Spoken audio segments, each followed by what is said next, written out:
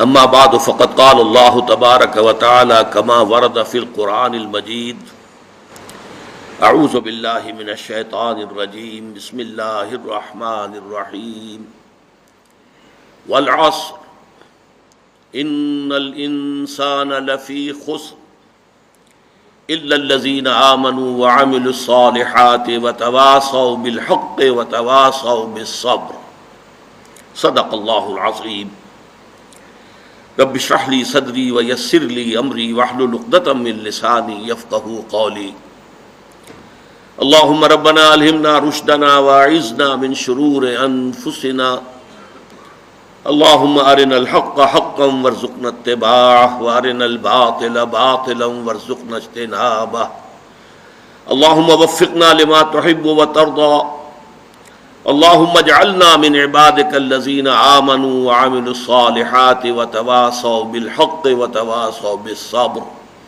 آمین یا رب العالمین۔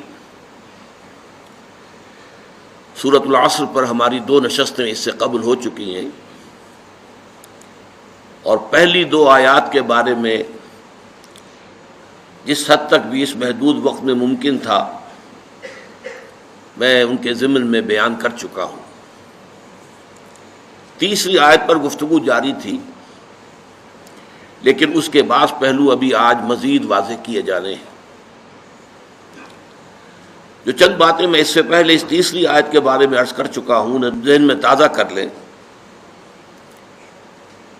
اس میں ایک معیار ہمارے سامنے آتا ہے کامیابی اور ناکامی کا۔ والعصر ان الانسان لفی خسر الا الذین آمنوا وعملوا الصالحات وتواصوا بالحق وتواصوا بالصبر۔ اس کا نتیجہ کیا نکلنا چاہیے کہ ہمارے دلوں میں یہ بات کھب جائے، جاگزیں ہو جائے، راسخ ہو جائے کہ انسان کی کامیابی کا دار و مدار دولت پر نہیں ہے، جائیداد پر نہیں ہے، دنیاوی اقتدار پر نہیں ہے، وجاہت پر نہیں ہے، بلکہ ایمان، عمل صالح، تواصی بالحق اور تواصی بالصبر پر۔ گویا کہ اگر یہ 4 چیزیں نہیں ہیں تو خواہ کوئی فرعون اور نمرود کسی بادشاہت کا حامل ہو، یا قارون کی طرح کے خزانوں کا مالک ہو، یا اسے دنیا میں کسی بھی اعتبار سے بہت شہرت حاصل ہو گئی ہو، لیکن وہ شخص ناکام ہے، نامراد ہے، خائب ہے، خاسر ہے۔ البتہ جس کے ہاں یہ 4 چیزیں موجود ہوں، وہ خواہ مفلس ہو، قلاش ہو، کسی جھونپڑی میں رہتا ہو، چٹائی پر سوتا ہو، اسے کھانے کے لیے بھی مناسب غذا میسر نہ ہو، گمنام ہو، کوئی اسے جانتا نہ ہو، لیکن وہ کامیاب ہے، کامران ہے، وہ مفلحین میں سے ہے، راشدون میں سے ہے، فائزون میں سے ہے۔ اس چیز کا دل میں کھپ جانا بہت ضروری ہے۔ اسی سے ہمارا طرز عمل معین ہوگا، اسی پر ہمارا دار و مدار ہے کہ ہم زندگی میں کیا رخ اختیار کرتے ہیں۔ مزید برآں اس میں صرف ایک مرتبہ اس بات کو سمجھ لینا اور دل میں کھبا لینا کافی نہیں ہے، اس سے بار بار تازہ کرنے کی ضرورت ہے، اس لیے کہ ہمارے اعصاب متاثر ہو جاتے ہیں۔ جسے ہم عام اپنی کولوکین لینگویج میں کہتے ہیں بندہ بشر ہے، انسان اپنی خامیوں کے ساتھ ہے، خلق الانسان ضعیفا۔ مثلاً ہم جب کبھی دیکھتے ہیں کہ کوئی بڑی لمبی سی، چمکیلی سی، بھڑکیلی سی کار نئے ماڈل کی زناٹا کرتی ہوئی ہمارے پاس سے گزر گئی تو ایک دفعہ اعصاب میں اچھے اچھے لوگوں کے ارتعاش ہو جاتا ہے، اور انسان محسوس کرتا ہے یہ بڑے خوش نصیب لوگ ہیں جنہیں یہ چیزیں میسر ہیں۔ کوئی بڑا جو ہے محل نما مکان دیکھا تو انسان متاثر ہوتا ہے۔ اس تاثر کو قلب سے دھوتے رہنے کے لیے ضرورت ہے کہ اس معیار کامیابی اور ناکامی کو ذہن میں تازہ کیا جائے بار بار۔ چنانچہ میں اب آج آپ کو سنا رہا ہوں کہ صحابہ کرام کا معمول تھا۔ ابو مزینہ دارمی رضی اللہ تعالیٰ عنہ روایت کرتے ہیں، اور یہ امام طبرانی اپنی اوسط میں لائے ہیں اس حدیث کو، اور امام بیہقی شعب الایمان میں، کہ کان الرجلان من اصحاب النبی صلی اللہ علیہ وسلم اذا التقیا حضور کے صحابہ میں سے دو حضرات کی جب بھی ملاقات ہوتی تھی لم یتفرقا، تو وہ ایک دوسرے سے جدا نہیں ہوتے تھے، حتی یقرأ احدہما علی الآخر سورۃ العصر ثم یسلم احدہما علی الآخر، پھر اس کے بعد اس وقت تک علیحدہ نہیں ہوتے تھے جب تک کہ ایک دوسرے کو سورۃ العصر سنا نہ لیں، والعصر ان الانسان لفی خسر الا الذین آمنوا وعملوا الصالحات وتواصوا بالحق وتواصوا بالصبر، یہ سنا کر اور اس کو ذہن میں تازہ کر کے پھر وہ ایک دوسرے کو الوداعی سلام کہہ کے رخصت ہوتے تھے۔ تو یہ ہے اصل میں سب سے پہلا نقطہ کہ اس چیز کو دل کے اندر جو ہے پوری طریقے سے راسخ ہو جانا چاہیے کہ کامیابی کا معیار یہ ہے، اور اگر یہ چار چیزیں نہیں ہیں تو چاہے دنیا کی ہر دوسری جس کو دنیا میں نعمتیں شمار کیا جاتا ہے ہر نعمت موجود ہو، انسان ناکام ہے۔ دوسری بات جو اس سے پہلے بیان ہو چکی ہے کہ یہاں جو انداز اور اسلوب بیان ہے اس سے معلوم ہوتا ہے کہ یہ کامیابی کے کم سے کم لوازم ہیں، اس لیے کہ اگر یوں کہا جاتا کہ یقیناً وہ لوگ جنت الفردوس میں بڑے اونچے مقامات حاصل کریں گے، اعلیٰ علیین میں ہوں گے جن میں یہ چار اوصاف موجود ہوں، تو منطقی طور پر ایک امکان پیدا ہو جاتا کہ اگر یہ نہیں بھی ہوں گے تو کم تر درجے میں کامیابی کی امید رکھی جا سکتی ہے۔ یہاں اسلوب بالکل مختلف ہے، والعصر ان الانسان لفی خسر الا الذین آمنوا وعملوا الصالحات وتواصوا بالحق وتواصوا بالصبر، زمانے کی قسم تمام انسان خسارے میں ہیں، ٹوٹے میں ہیں، تباہی اور بربادی سے دو چار ہو کر رہیں گے، سوائے ان کے کہ جن کے اندر یہ چار شرطیں پوری ہو جائیں۔ یہ گویا کہ جب کہ میں نے ایک کالج میں تقریر کی تھی تو میں نے کہا تھا طلبہ کی مناسبت سے کہ یہ پاس مارکس کی بات ہو رہی ہے، یہ فرسٹ ڈویژن سیکنڈ ڈویژن یا ڈسٹنکشن کی بات نہیں ہو رہی، یہ تو در حقیقت محض خسارے سے بچنے کے لوازم ہیں۔ تیسری بات ہے جو اہم ترین ہے، یہاں جو چار چیزیں لوازم نجات کی حیثیت سے بیان ہوئی ہیں، ایمان، عمل صالح، تواصی بالحق، تواصی بالصبر، یہ چاروں لازمی ہیں۔ ایک خاص بات نوٹ کیجئے کہ اکثر و بیشتر قرآن مجید میں ایمان کے ساتھ صرف ایک لفظ آتا ہے، الا الذین آمنوا وعملوا الصالحات، سورۃ التین میں بھی ہے، والتین والزیتون وطور سینین وہذا البلد الامین لقد خلقنا الانسان فی احسن تقویم ثم رددناہ اسفل سافلین الا الذین آمنوا وعملوا الصالحات۔ یہ آمنوا وعملوا الصالحات آپ کو قرآن مجید میں سینکڑوں جگہ ملے گا۔ اب یہاں دیکھیے کنٹراسٹ کیا ہے، یہ قرآن حکیم کی مختصر ترین صورتوں میں سے ہے، لیکن یہاں پر عمل صالح کے دو ایسے تقاضے جو زیادہ ثقیل ہیں، زیادہ بھاری ہیں، زیادہ مشکل ہیں، انہیں بھی بیان کیا جا رہا ہے۔ گویا کہ بحیثیت مجموعی صورت مختصر ترین ہے، لیکن لوازم نجات کے بیان میں یہاں اتناب ہے، یہاں تشریح ہے، یہاں تفصیل ہے، مزید وضاحت ہے، اس لیے کہ تواصی بالحق بھی ایک عمل ہے، عمل ہی کا دوسرا درجہ ہے۔ ایک انسان کی انفرادی نیکی ہے اور ایک یہ کہ وہ نیکی کا پرچارک بن کر کھڑا ہو جائے، نیکی کا علم بردار بن کر کھڑا ہو جائے، حق کا داعی بن کر کھڑا ہو جائے، یہ اسی کا اگلا مرحلہ ہے۔ اور دعوت ہو، تبلیغ ہو، امر بالمعروف ہو، نہی عن المنکر، یہ بھی تو عمل ہی ہے نا۔ لیکن یہاں اس عمل کے اندر جو مثمر چیزیں ہیں ان میں سے جو ثقیل تر اور مشکل تر جو اس کے پہلو ہیں ان کو نمایاں کر کے سامنے رکھ دیا گیا۔ اس اعتبار سے نوٹ کیجئے کہ ان چاروں میں سے کسی کو کم کر دینے کا کسی کو اختیار نہیں ہے۔ میں نے اسی لیے اس موضوع پر آپ کو امام راضی کا ایک قول سنایا تھا اور آج میں اسے پڑھ کر سنا رہا ہوں نصب نفس آپ کو۔ امام راضی اپنی تفسیر کبیر میں سورۃ العصر کی تفسیر میں لکھتے ہیں، هذه الآیۃ فیہا وعید شدید، اس آیت مبارکہ میں بڑی شدید وعید ہے، بڑی زبردست دھمکی ہے اللہ تعالیٰ کی طرف سے۔ وذالک بانہ تعالی، اور یہ اس لیے کہ اللہ تعالیٰ نے حکم بالخسار علی جمیع الناس، اللہ نے تو فیصلہ کر دیا خسارے کا، بربادی کا، تباہی کا تمام انسانوں کے لیے، جمیع الناس، الا من کان آتیا بہذہ الاشیاء الاربعۃ، سوائے ان کے، یہ مستثنا ہے۔ عام قانون جو ہے وہ تو وہی ہے کہ تمام انسان خسارے سے دوچار ہوں گے، لیکن یہ ہے کہ اس میں مستثنا کون ہوں گے کہ جو ان 4 شرائط کو پورا کریں.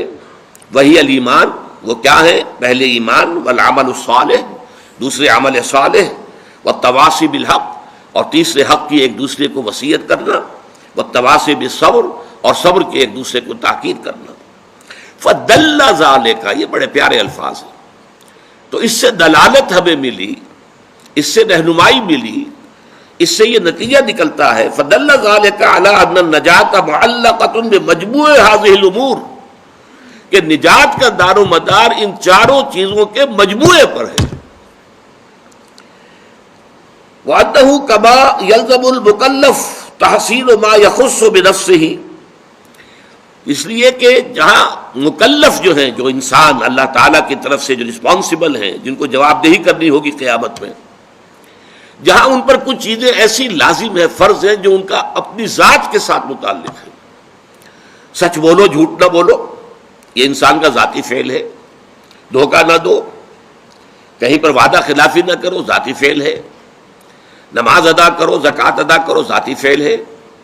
تو جس طرح دین میں اللہ تعالیٰ کی طرف سے وہ چیزیں فرض کی گئی ہیں جن کا تعلق انسان کی ذات کے ساتھ ہے، فَكَذَلِكَ يَلْزَمُهُ فِي غَيْرِهِ أُمُورٌ، اسی طرح انسان پر لازم ہے دوسروں کے ضمن میں کچھ باتیں. دوسروں کے ضمن میں کیا باتیں ہیں؟ مِنْهَا الدُّعَاءُ إِلَى الدِّينِ، اس میں سب سے پہلی بات یہ ہے کہ لوگوں کو دین کی دعوت دی جائے، دین کی طرف بلایا جائے.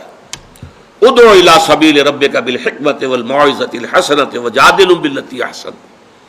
اب اصل زور کس پر ہے؟ یہ لازم ہے، یلزم ہو، لازم ہے، یہ فرض ہے، یہ اضافی نیکی نہیں ہے.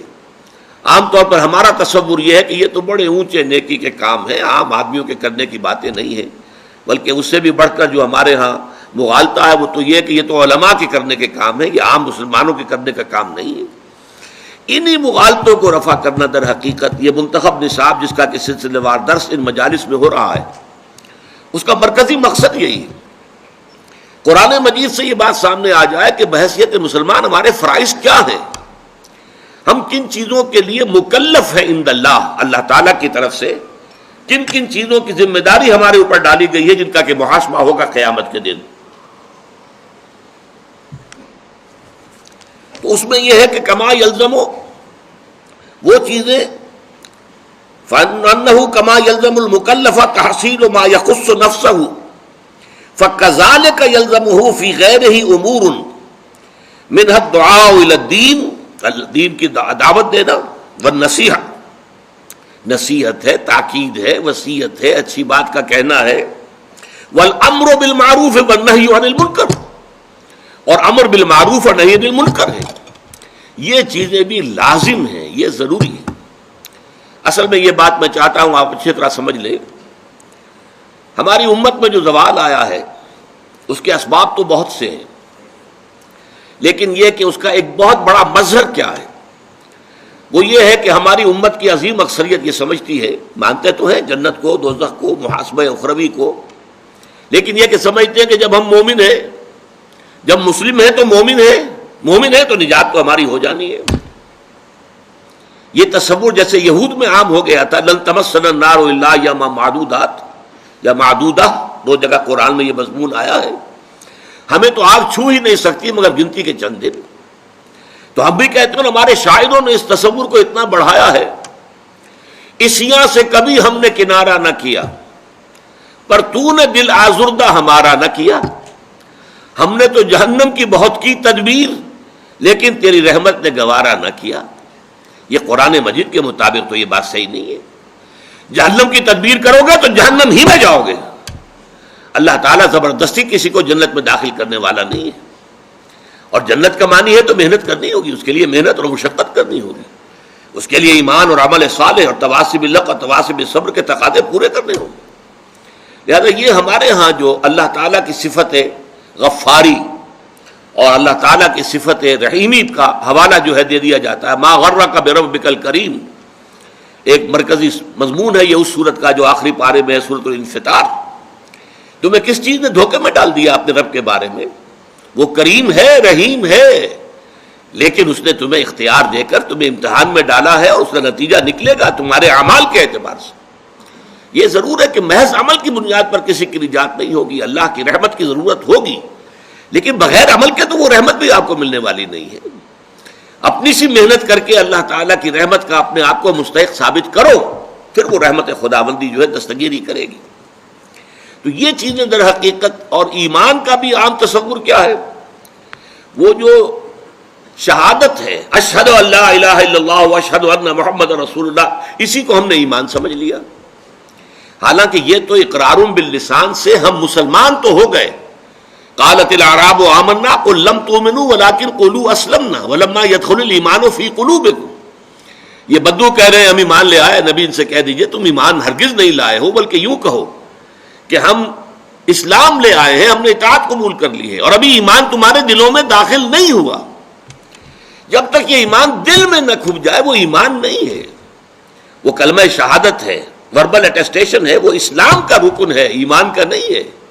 ایمان کا رکن کیا ہے؟ ثم لم يرتابوا انما المؤمنون الذين آمنوا بالله ورسوله ثم لم يرتابوا۔ اصل مومن تو وہ ہے جو اللہ پر، اس کے رسول پر ایمان لائے، پھر شک میں ہرگز نہ پڑے، یقین کی کیفیت ہو جائے۔ پھر عمل صالح، جیسا کہ میں نے کہا قرآن مجید میں شاذ آپ کو بڑا تلاش کرنے کے مقام تلاش کرنا پڑے گا جہاں کہ ایمان کے ساتھ عمل صالح کی شک موجود نہ ہو، وہ لازم و ملزوم کی طرح ہوتے ہیں۔ پھر یہ تواصی بالحق و تواصی بالصبر ہے۔ تو یہ تمام چیزیں لازم ہیں، اور ان کے لزوم کو در حقیقت ذہن نشین کرنا، جیسا کہ میں نے عرض کیا کہ اس کی ہمارے اس منتخب نصاب کے درس کا مرکزی ہدف یہی ہے، ٹارگٹ یہی ہے کہ ہمارا جو تصور ہے فرائض دینی کا وہ بدل جائے۔ اب دیکھیں ان چاروں چیزوں کے اندر در حقیقت یہ چار چیزیں نہیں ہیں، بلکہ یہ ایک ہی سلسلے کی چار کڑیاں ہیں، ایک سے دوسری شے خود بخود برآمد ہوتی ہے۔ میں اس کو ایک بڑی سادہ سی مثال سے پہلے سمجھاؤں۔ دیکھیے دنیا میں کوئی معاملہ آپ کے سامنے آتا ہے، فرض کیجئے کہ کوئی جھگڑا ہے، کوئی تنازع ہے، کوئی قضیہ ہے۔ پہلا کام، اگر آپ واقعتاً شریف انسان ہیں، مضبوط سیرت و کردار کے مالک انسان ہیں، صاحب کردار انسان ہے، تو پہلا کام کیا ہوگا کہ آپ اصل حقیقت تلاش کریں امکانی حد تک کہ مسئلہ ہے کیا، کس کا حق ہے، کون برحق ہے، کون جو ہے اس کا حق ثابت ہوتا ہے۔ تو پہلے یہ ہے تفتیش، تحقیق کہ حقیقت معلوم ہو جائے۔ ثانیاً اب جو حقیقت آپ پر منکشف ہو، اب اسے قبول کرنا دل سے، اور اگر اس کا کوئی اثر آپ کی ذات پر بھی پڑتا ہو تو اس کو عملاً اختیار کرنا۔ فرض کیجئے کہ اس معاملے میں کوئی ایسا پہلو نکل آیا ہے جس کی زد خود آپ پر پڑ رہی ہے، تو اس لیے کہ مجھ پر زد آ رہی ہے یا میرے والدین پر آ رہی ہے، میرے رشتہ داروں پر آ رہی ہے، اگر غض بصر کریں گے، صرف نظر کریں گے، تو معلوم ہے سیرت اور کردار نام کی کوئی شے نہیں ہے، پھر بودا انسان ہے، کوئی حیثیت نہیں۔ جیسے کہ قرآن مجید میں سورہ نساء میں فرمایا گیا، یا ایھا الذین آمنوا کونوا قوامین بالقسط شہداء للہ ولو علی انفسکم او الوالدین والاقربین۔ اے ایمان والو، کھڑے ہو جاؤ عدل کے علم بردار بن کر، اللہ کے لیے گواہی دینے والے بن کر، اور چاہے کوئی معاملہ ایسا ہو کہ جو تمہارے خلاف جا رہا ہو، تمہارے والدین کے خلاف جا رہا ہو، تمہارے رشتہ داروں کے خلاف جا رہا ہو، عدل کا دامن ہاتھ سے نہیں چھوڑنا۔ اسی طرح فرض کیجئے کوئی فیصلہ جو ہے صحیح بات، اس سے آپ کے کسی دشمن کو فائدہ پہنچ رہا ہے، اب یہاں اس وجہ سے نہ رک جائیں۔ یا ایھا الذین آمنوا، یہ سورہ مائدہ میں ہے، کونوا قوامین للہ شہداء بالقسط ولا یجرمنکم شنآن قوم علی الا تعدلوا اعدلوا ھو اقرب للتقوی۔ دیکھو کہیں ایسا نہ ہو کسی کی دشمنی تمہیں زیادہ عدل سے اور زیادہ حق سے منحرف کر دے، اس لیے کہ دشمن کو فائدہ پہنچ رہا ہے تو یہ بات میں کیسے کہہ دوں؟ نہیں، دشمن کو فائدہ پہنچ رہا ہو یا اپنے کو نقصان پہنچتا ہو، جو حق ہے اسے بیان کرنا ہے اور اسے قبول کرنا ہے، اگر واقعی سیرت و کردار کا حامل انسان ہے۔ تیسرے درجے میں یہ کہ اس کا واشگاف اعلان کرو، ڈنکے کی چوٹ اعلان کرو۔ اور چوتھے یہ کہ اگر اس میں کوئی ریزنٹمنٹ ہوتی ہے، کوئی فریق جو ہے آپ کے خلاف کوئی اقدام کرتا ہے، کوئی پروپیگنڈا کرتا ہے، کوئی آپ کے خلاف جو ہے کوئی اور ایسی تدبیر کرتا ہے جس سے نقصان پہنچ سکتا ہے، تو ڈر کر خاموش نہیں ہو جانا، بلکہ یہ کہ وہ سارے خطرات کو برداشت کرتے ہوئے مردانہ وار جو حق بات ہے اسے کہنا ضرور ہے، اور اگر اس میں کوئی تکلیف آ رہی ہے تو اس کو جھیلنا ہے۔ یہ خود بخود جو ہے، یہ 4 قدم جو ہے، اگر انسان صاحب کردار ہے، اگر اس میں واقعتاً سیرت اور کریکٹر نام کی کوئی شے، تو یہ خود بخود ہوگا کہ ہر شے کی حقیقت تلاش کرو۔ نمبر 2، اس کو قبول کرو، اور اس کا کوئی عملی تقاضا ہے تو اس کو پورا کرو، اس کا اعلان کرو ڈنکے کی چوٹ، اور اگر اس میں تم پر کوئی تکلیف آئے تو جھیلو، برداشت کرو، مردانہ وار کھڑے ہو جاؤ۔ یہ 4 چیزیں میں نے آپ کو عام دنیاوی معاملات کے اعتبار سے بتائیں کہ یہ ایک دوسرے کا منطقی نتیجہ ہے۔ یہ تو میں نے بہت گراؤنڈ لیول پر بات کی، اب ذرا بہت اونچی سطح پر بات کریں گے۔ دیکھیے، ہر ذی شعور انسان کے لیے سب سے پہلا مسئلہ جو دنیا میں آتا ہے وہ یہ ہے، میں کون ہوں، کہاں سے آیا ہوں، یہ کائنات کیا ہے؟ آیا یہ ہمیشہ سے ہے، یہ ہمیشہ رہے گی، یا یہ کہ کسی وقت کریٹ کی گئی ہے، تخلیق کی گئی ہے اور کسی وقت ختم بھی ہو جائے گی؟ اگر کریٹ کی گئی تو کریٹر کون ہے، خالق کون ہے؟ میرا اس کے ساتھ رابطہ کوئی ہو سکتا نہیں ہو سکتا؟ پھر یہ کہ میرے اندر خیر اور شر کے کچھ رجحانات تو ہیں، لیکن آیا یہ مستقل ویلیوز ہے یا ایسے ہی صرف میری سوچ ہے؟ نتھنگ از گڈ اور bad, only thinking makes it so, یا کچھ اور معاملہ ہے؟ علم کیا ہے، کہاں سے علم حاصل کریں؟ یہ فلسفے کے بڑے چوٹی کے مسائل ہیں۔ ایپسٹیمولوجی ہے، ایتھکس ہے، اور یہ کہ میٹا فزکس ہے، یہ تمام مسائل دنیا میں آتے ہیں ہر باشعور انسان کے۔ یہ دوسری بات ہے کہ اکثر لوگ بے شعور ہوتے ہیں، وہ یہ کہ ہر معاشرے میں جس میں آنکھ کھولی اس میں جو کچھ بھی لوگ مان رہے ہیں انہوں نے مان لیا، 100 خداؤں کو مان رہے ہیں، 100 کو مان لیا، چلو گاڑی چلاؤ، کوئی جو بھی ان کے تصورات اور عقائد اختیار کر لیا اور چل پڑے، بھیڑ چال۔ لیکن یہ کہ ہمیشہ آپ نے دیکھا کچھ نہ کچھ لوگ دنیا میں ایسے رہے کہ جنہوں نے محض اس وجہ سے کسی شے کو ماننے کے لیے تیار نہیں ہوئے کہ چونکہ لوگ مانتے ہیں، they wanted to know it for themselves۔ ہم خود تحقیق کریں گے، تفتیش کریں گے، غور و فکر کریں گے۔ اب اس میں سوچئے، اگر کسی کا دل ان سوالات کے ان جوابات پر مطمئن ہو جائے جو انبیاء کرام نے دیے۔ انبیاء کرام نے کیا جواب دیے؟ سب نے دیا ایک ہی جواب، سب کا۔ شریعتیں مختلف ہیں، منہاج مختلف ہے، ان سوالوں کا جواب ایک ہی ہے، یہ کائنات نہ ہمیشہ سے ہے نہ ہمیشہ رہے گی، ایک وقت معین پر اس کی تخلیق ہوئی ہے، ایک اجل مسمى، ایک وقت معین تک کے لیے۔ اس کا ایک خالق ہے اللہ، وہ واحد ہے اپنی ذات میں، صفات میں کوئی شریک نہیں اس کے، لا ضد لہ ولا ند لہ ولا مثل لہ ولا مثال لہ ولا مثیل لہ، کوئی اس جیسا نہیں۔ ولم یکن لہ کفوا احد، لم یلد ولم یولد۔ اس نے کائنات پیدا کی، اسی نے انسان کو پیدا کیا، انسان کو اشرف المخلوقات بنایا، فرشتوں کو اس کے سامنے جھکوا دیا، اور پھر انسانوں کی رہنمائی کے لیے ایک تو نیکی اور بدی کے کا علم الہامی طور پر اس کے اندر رکھ دیا، اور اس کے علاوہ اس نے اپنے نبی بھیجے، کتابیں بھیجی، شریعتیں نازل کی، رسول بھیجے۔ ان سارے جوابات کو مان لینا جو ہے یہ پہلا قدم ہے جس کا نام ایمان ہے۔ اب جس شخص نے یہ جوابات تسلیم کیے، مان لیا، اس کے لیے لازم ہوگا کہ اللہ کے احکام مانے، یہ منطقی نتیجہ ہے۔ لازم ہوگا کہ رسول کے بتائے ہوئے راستے پر چلے، لازم ہوگا کہ اپنے آپ کو اللہ کے غضب سے اور عذاب سے اور جہنم سے بچانے کی فکر کرے، یہ عمل صالح ہے۔ تیسرے درجے میں اب اسی کی دعوت دے، اسی کو لوگوں تک پہنچائے، لوگوں کو اسی راستے کی طرف بلائے۔ اور چوتھے درجے میں یہ کہ اگر اس میں کوئی تکلیف آتی ہے، جیسا کہ آپ کو معلوم ہے تمام انبیاء اور رسول کو تکلیفیں اٹھانی پڑی، کیسی کیسی تکلیفیں جھیلی ہیں ہمارے انبیاء اور رسول نے، اور حضور فرماتے ہیں کہ تمام انبیاء نے جو تکلیفیں برداشت کی ہیں میں نے تنہا وہ ساری برداشت کی۔ آپ کا خون بھی آپ کو معلوم ہے بہا ہے 2 مواقع پر۔ آپ کو معلوم ہے کہ طائف کی مٹی میں بھی حضور کا خون جذب ہوا، اور پھر دامن احد میں تو خون کا فوارہ چھوٹا ہے آپ کے چہرے سے۔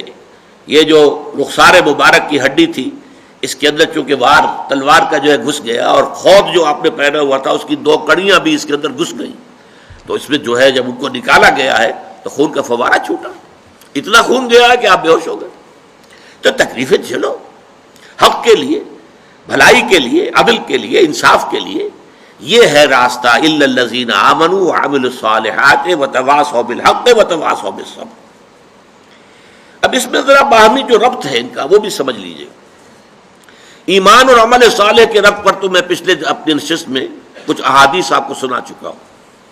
ایمان جب تک صرف ٹپ آف دی ٹنگ پر ہے، اقرار باللسان، عمل جدا ہو سکتا ہے، قول کچھ اور ہوگا عمل کچھ اور ہوگا.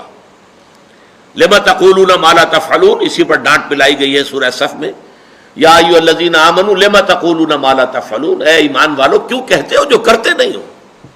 کبر مقتا عند اللہ ان تقولوا ما لا تفعلون، اللہ کے نزدیک اس کے غضب کو بھڑکانے والی بات ہے یہ کہ تم کہو وہ جو کرتے نہیں.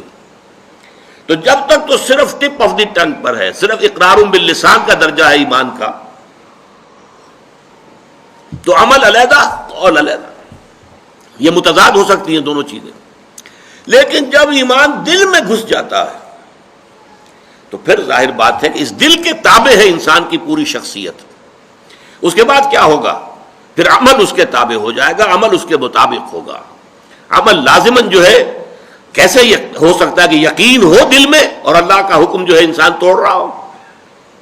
یقین ہو کہ مر کے اللہ کے حضور میں حاضر ہونا ہے اور پھر اس کے احکام جو ہیں اس کی خلاف ورزی کی جا رہی ہے. ایک کانسٹیبل کھڑا ہوتا ہے چوک پر تو آپ کی گاڑی سائیکل ہو یا موٹر سائیکل ہو یا کار ہو ٹھیک جگہ جا کر کھڑی ہو جاتی ہے.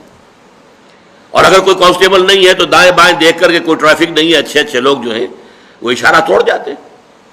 تو اگر کسی کو یقین ہو اللہ ہے اور ہر آن مجھے دیکھ رہا ہے، ہر آن دیکھ رہا ہے، چاہے میں تین تین پردوں میں ہو جاؤں، میں نے گھر کا مین دروازہ بھی بند کیا ہے، پھر یہ کہ اس کے بعد سارے دروازے کھڑکیاں ان کے اوپر پردے بھی ڈال دیے ہیں، لیکن ایک آنکھ مجھے اب بھی دیکھ رہی ہے. اگر یہ یقین ہو تو کیسے اس کے حکم کی خلاف ورزی ہوگی؟ اس لیے میں نے حدیثیں آپ کو سنائی تھی، لا یزنی الزانی حین یزنی وہو مومن، کوئی زانی حالت ایمان میں زنا نہیں کرتا. کیسے ممکن ہے کہ دل میں ایمان ہو اور زنا ہو رہا ہو؟ ناممکن. پھر وہ دھیلے کی قیمت نہیں اس ایمان کی. کوئی شرابی حالت ایمان میں شراب نہیں پیتا، کوئی چور حالت ایمان میں چوری نہیں کرتا. اسی طرح یہ کہ آپ نے 3 مرتبہ قسم کھائی، واللہ لا یؤمن واللہ لا یؤمن واللہ لا یؤمن، قیل من یا رسول اللہ، خدا کی قسم فلاں شخص مومن نہیں، فلاں شخص مومن نہیں، فلاں شخص مومن نہیں. 3 دفعہ قسم. پوچھا گیا کون؟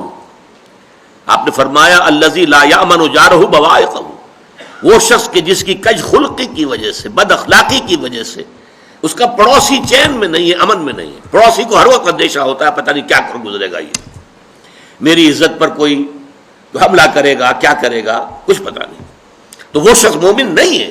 وہ نمازی ہو، وہ روزے دار ہو، وہ متقی ہو، وہ داڑھی والا ہو، سب کچھ ہو، لیکن یہ کہ اگر پڑوسی امن میں نہیں، چین میں نہیں ہے تو وہ مومن نہیں ہے، نہیں ہے، نہیں ہے، خدا کی قسم نہیں ہے.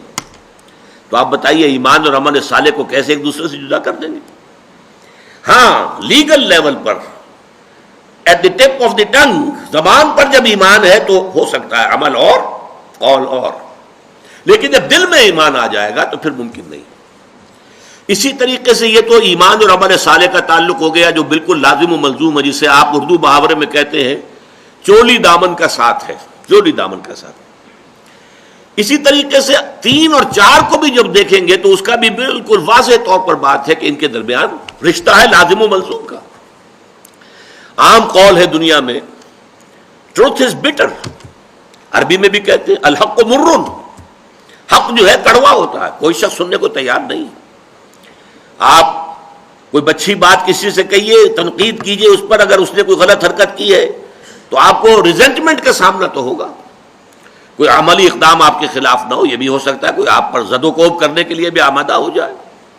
تو یہ تو آئے گا. خیر کی دعوت کو اور نیکی کی تبلیغ کو ظاہر بات ہے کہ ٹھنڈے پیٹوں برداشت نہیں کیا جاتا. یہ اس اعتبار سے لازم و ملزوم ہے. بدی جو ہے وہ آسانی سے راستہ نہیں چھوڑتی نیکی کے لیے، بلکہ نیکی کو قربانیاں دے کر اور محنتیں کر کے اور مشقت کر کے اور تکالیف جھیل کر ثابت کرنا پڑتا ہے کہ ہاں واقعی نیکی کا حق ہے کہ اس کا غلبہ ہو. تو یہ دونوں چیزیں، ایک ایمان اور عمل صالح لازم و ملزوم، تواصی بالحق تواصی بالصبر لازم و ملزوم. یہ جو درمیان میں لنک بنتا ہے 2 اور 3 کے درمیان، عمل صالح اور تواصی بالحق کا لنک کیا ہے؟ یہ ذرا سمجھنے کی بات ہے. دیکھیے نیکی اگر واقعتاً آپ میں پیدا ہو گئی ہے، خیر بھلائی عمل صالح آپ میں پیدا ہو گیا ہے، اگر واقعی، اگر وہ دکھاوے کا نہ ہو، ریاکاری کا نہ ہو، جھوٹ موٹ کا نہ ہو، واقعی ہو، واقعی ایمان پیدا ہو گیا، واقعی آپ کا عمل صالح جو ہے وہ میچور ہو گیا، تو 3 تقاضے ہیں جن کے تحت وہ آپ کی ذات سے پھیلے گا باہر معاشرے کے اندر. پہلی بات تو سمجھیے کہ فزیکل لا ہے. اگر کہیں بھٹی جل رہی ہے آگ کی تو اس سے حرارت ماحول میں سرایت کرے گی کہ نہیں؟ لازماً پھیلے گی.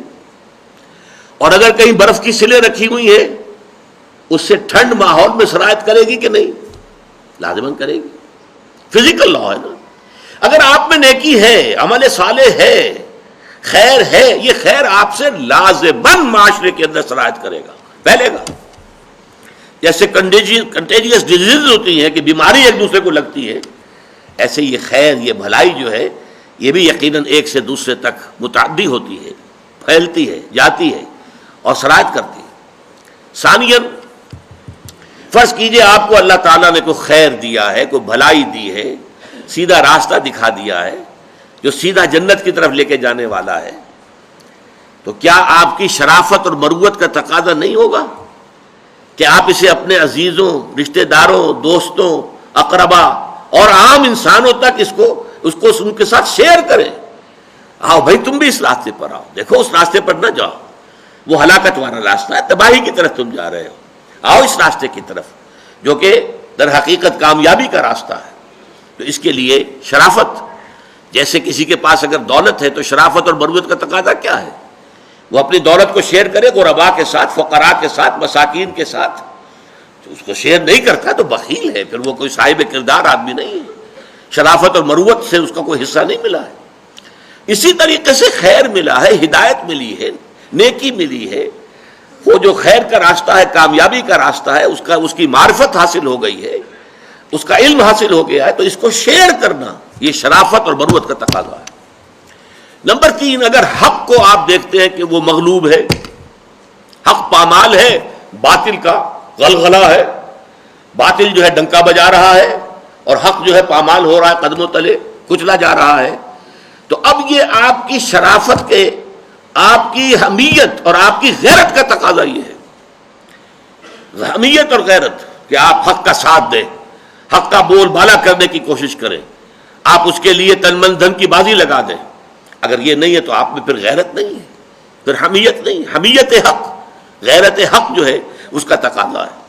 اس اعتبار سے میں نے آپ کے سامنے رکھا کہ یہ چاروں چیزیں ایک دوسرے کا منطقی نتیجہ ہیں، اور اسی لیے میں نے اس کو جو نام دیا ہے کہ یہ در حقیقت صراط مستقیم کے سنگھائے میل ہیں.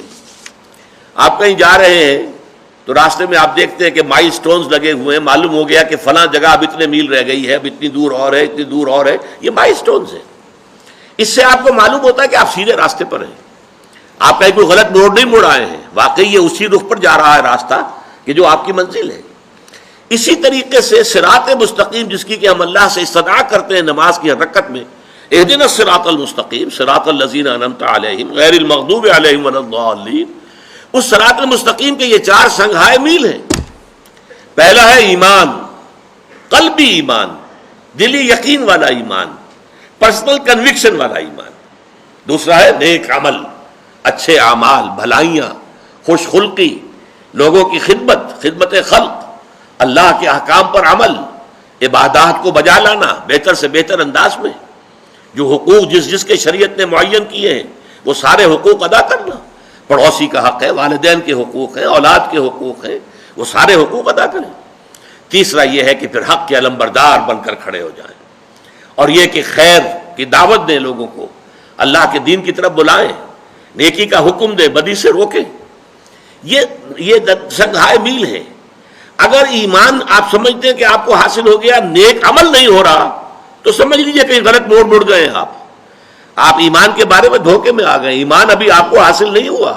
اگر ایمان حقیقی ہوتا تو عمل صالح لازماً ہوتا. اسی طریقے سے اگر آپ سمجھتے ہیں کہ میں نیک بن گیا، میں نے نیک اعمال اختیار کر لیے، میں نے نیکی جو ہے اور اعمال صالحہ کی تحصیل کر لی ہے، لیکن اس سے اگلا مرحلہ نہیں آتا، دعوت کا مرحلہ نہیں آتا، امر بالمعروف نہی عن المنکر کا مرحلہ نہیں آتا، خیر کی وصیت اور نصیحت کا مرحلہ نہیں آتا، تو سمجھ لیجئے کہ آپ کا اپنا اخلاق جو ہے کہیں اس کو گھن لگ گیا۔ جیسے آپ نے کہیں دیکھا ہوگا بجلی کے بعض ایسے لیمپ ہوتے ہیں یا اس طرح کی جو ہے وہ سکائی کرنے کے لیے بھی ہیٹرز ہوتے ہیں، جن میں اصل میں تو اوپر بجلی کے وائرز میں سے جو ہے حرارت نکل رہی ہوتی ہے، لیکن نیچے نظر آتے ہیں کہ انگارے دہک رہے ہیں، نہیں، نظر تو ایسے آ رہا ہے کہ جیسے انگارے ہیں، اور یہ جو انگارے جو ہے یہ روشنی دے رہے ہیں اور آگ ہے نہیں وہ۔ ہو سکتا ہے کہ آپ کا عمل صالح بظاہر عمل صالح ہو، حقیقتاً عمل صالح نہیں ہے، اگر وہ آپ کی ذات سے باہر نکل کر معاشرے کے اندر سرایت نہیں کر رہا۔ اگر اس نے دعوت الی الخیر، اس نے دعوت الی سبیل رب، اس نے امر بالمعروف نہی عن المنکر کا اگر، اور حق کی حمیت، حق کی حمایت، حق کا بول بالا کرنے کے لیے تن من دھن لگا دینا، اگر یہ مرحلہ نہیں آیا تو گویا کہ آپ کا عمل صالح بھی دھوکہ ہے، فریب ہے، حقیقت نہیں۔ دیکھنے میں آگ ہے، حقیقت میں آگ نہیں ہے۔ دیکھنے میں برف ہے، اصل میں تو یہ شیشے کی سل پڑی ہوئی ہے، یہ حقیقت میں برف نہیں ہے۔ اور اس کے بعد آخری امتحان ظاہر بات ہے صبر کا ہے، جس کے لیے کہ حضرت لقمان نے، ہمارا تیسرا درس جو ہے وہ حضرت لقمان کے بارے میں ہے، کہ انہوں نے کہا تھا اپنے بچے سے، یا بنی اقم الصلاۃ وامر بالمعروف وانہی عن المنکر واصبر علی ما اصابک، اے میرے بچے نماز قائم رکھیے، عمل صالح کی ایک بات ہو گئی، وامر بالمعروف نیکی کا حکم دے، وانہی عن المنکر اور بدی سے روک، واصبر علی ما اصابک اور پھر جو تجھ پر بیتے اسے برداشت کر، ان ذالک من عزم الامور، یہ بڑے ہمت کے کاموں میں سے ہے۔ یہ در حقیقت مضبوط سیرت و کردار کے حامل جو لوگ ہیں وہی ان تقاضوں کو پورا کر سکتے ہیں، ان ذالک من عزم الامور۔ اب آخری نقطہ میں بیان کرنا چاہ رہا ہوں، ان چاروں چیزوں میں ایک توازن کی ضرورت ہے۔ دیکھیے جیسے گراف ہوتا ہے، گراف میں آپ کے ایک طرف جو ہے ہاریزونٹل لائن ہے، ایک طرف ورٹیکل لائن چل رہی ہے۔ ہاریزونٹل میں آپ لکھ لیجئے کامیابی کے لیے ایمان، عمل صالح، تواصی بالحق، تواصی بالصبر۔ اب ایمان کے بھی درجے بہت ہوں گے، عمل صالح کے بھی درجات بہت ہیں، تواصی بالحق کے بھی درجے بہت ہیں، صبر کے بھی بڑے سے بڑے کٹھن سے کٹھن مراحل آ سکتے ہیں۔ اب ان میں یوں سمجھیے کہ اگر کسی کو ایمان میں کچھ ترفع حاصل ہو گیا ہے، ایمان زیادہ نکھر گیا ہے، زیادہ چمک گیا ہے، اسی پیمانے سے، اسی تناسب سے عمل صالح کے اندر بھی نکھار، جوبن آنا چاہیے، اس کے اندر روشنی پیدا ہونی چاہیے، اور اسی درجے میں پھر تواصی بالحق کے اندر بھی انسان زیادہ کوشاں ہو، زیادہ محنت کرے اور پھر صبر کرے۔ یہ گویا کہ ایک توازن کے ساتھ ہو۔ اس سے بھی اوپر چلے گئے، فرض کیجئے ایمان جو ہے وہ اس درجے کو پہنچ گیا، جیسے کہ ایک صحابی نے کہا تھا جب ان سے حضور نے پوچھا صبح فجر کے بعد، کیف اصبحت یا اخی، یا جو بھی الفاظ تھے، آج صبح کیسی ہوئی تمہیں؟ انہوں نے کہا اصبحت مومنا حقا یا رسول اللہ، عرض کیا ہے اللہ کے رسول میرا تو ایمان بالکل، میرا صبح جو مجھے ہوئی ہے وہ سچے ایمان کی صبح ہوئی ہے۔ یہ بڑا غیر معمولی جواب تھا۔ تو حضور نے پوچھا لکل شیء صفۃ فما صفۃ ایمانک، ہر شے کی کوئی صفت ہوتی ہے جس سے اس کو پہچانتے ہیں، تو تم جو یہ دعویٰ کر رہے ہو کہ مومن حقا، ایک سچے حقیقی مومن کی صبح مجھے نصیب ہوئی ہے، تو تمہارے ایمان کی کیا صفات ہیں؟ انہوں نے عرض کیا کانی انظر الی الجنہ، حضور میری حالت تو یہ کہ گویا کہ میں اپنی آنکھوں سے جنت کو دیکھ رہا ہوں، وکانی انظر الی النار، اور میرے یقین کی کیفیت یہ ہے کہ جیسے کہ میں اپنی آنکھوں سے جہنم کو دیکھ رہا ہوں۔ تو یہ بھی کیفیت ہے، ایمان کا ایک درجہ یہ بھی ہے۔ جب ایمان کا یہ درجہ ہو تو عمل بھی بہت بلند ہونا چاہیے، خدمت خلق اس کی زندگی میں بہت نمایاں ہونا چاہیے، اس کے اپنے کردار میں صرف فرائض نہیں، فرائض سے آگے مستحبات، حضور کے نقش قدم پر زیادہ سے زیادہ پیروی، آپ کا انداز ہر طور سے اختیار کرنے کی ہر ممکن کوشش، پھر اسی درجے میں پھر حق کے لیے تن من دھن لگا دینا، جان کی بازی کھیل جانا، یہ چیزیں ایک توازن کے ساتھ بڑھنی چاہیے۔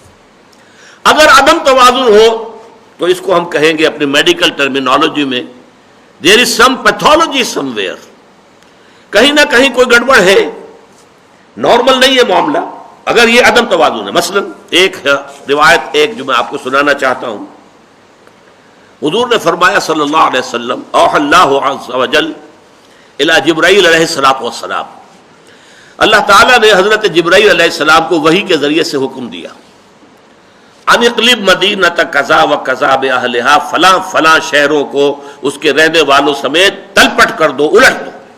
قال فقال، حضور نے ارشاد فرمایا کہ اس پر حضرت جبرائیل نے عرض کیا علیہ الصلوۃ والسلام، اے رب ان فیہا عبدک فلانا لم یعصک طرفۃ عین، پروردگار ان بستیوں میں تو تیرا فلاں بندہ بھی ہے جس نے پلک جھپکنے جتنی دیر بھی کبھی معصیت میں بسر نہیں کی۔ اب غور کیجئے، اس سے اونچا نیکی کا مقام ہو سکتا ہے؟ یہ گواہی دینے والا کوئی کرائے کا وکیل نہیں ہے، حضرت جبرائیل ہے، اور گواہی کہاں دے رہے ہیں؟ بارگاہ خداوندی میں، جہاں ابو جہل اور فرعون بھی جھوٹ نہیں بولیں گے، سچ بولیں گے، قال ثوابا، وہاں یہ گواہی دے رہے ہیں۔ اس شخص کے ایمان اور عمل صالح کا کیا حال ہوگا جس کے بارے میں جبرائیل کی گواہی ہے کہ پلک جھپکنے جتنی دیر بھی کبھی معصیت نے بسر نہیں کی۔ قال فقال، حضور نے فرمایا، اس پر اللہ تعالیٰ نے ارشاد فرمایا، اقلبها علیہ وعلیہم، الٹو اس بستی کو، پہلے اس شخص پر پھر دوسروں پر۔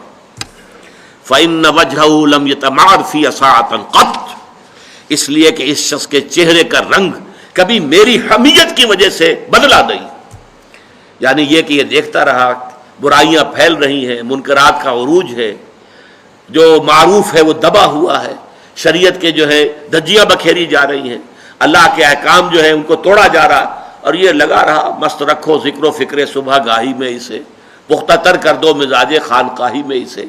اس نے باطل کا مقابلہ نہیں کیا، اس نے حق کی حمیت میں کھڑے ہو کر اور لوگوں کو جو ہے حق کی دعوت نہیں دی، اور ان کی طرف سے کوئی جو ریزنمنٹ تھی اس کو برداشت نہیں کیا۔ یہ زیادہ بڑا مجرم ہے۔ اقلبها علیہ وعلیہم، الٹو ان بستیوں کو، پہلے اس پر پھر دوسروں۔ یہ ہے عدم توازن۔